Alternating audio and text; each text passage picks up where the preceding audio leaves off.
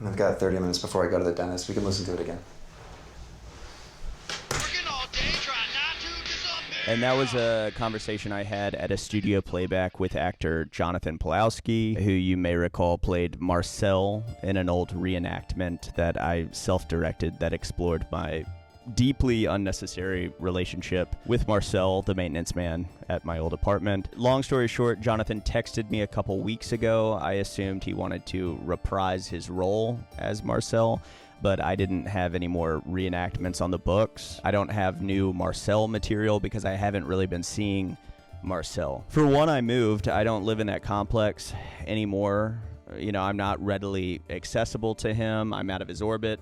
But I think the more decisive factor was probably the fact that he patched things up with his wife. I guess she finally opted out of the 4B movement, and they've settled into a bi-monthly missionary sex arrangement.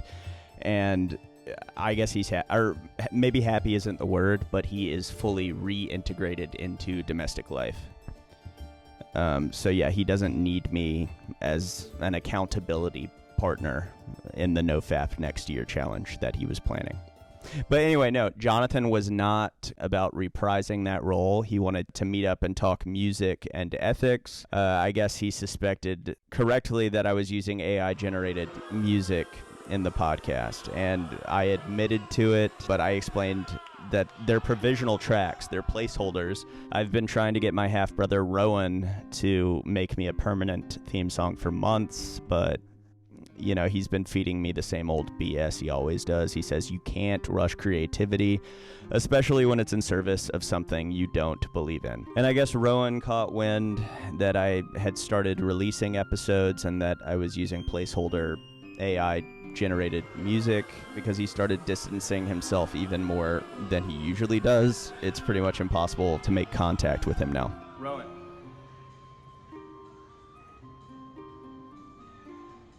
Rowan. Yeah, they're both pretty disappointed in me, I guess. And I guess I just didn't realize how controversial that would be using AI filler. But, you know, when Jonathan and I met up, there was this heavy look in his eyes, like I had betrayed him, and he said something to the effect of, using AI-generated music makes you less of an artist than you have it in you to be. And I didn't think much of that at the time, but when he said less of an artist, I'm pretty sure what my nervous system heard was less of a man. My posture changed. I think I beat my chest at one point, puffed it out a bit. Dominance display behavior stuff. It's embarrassing.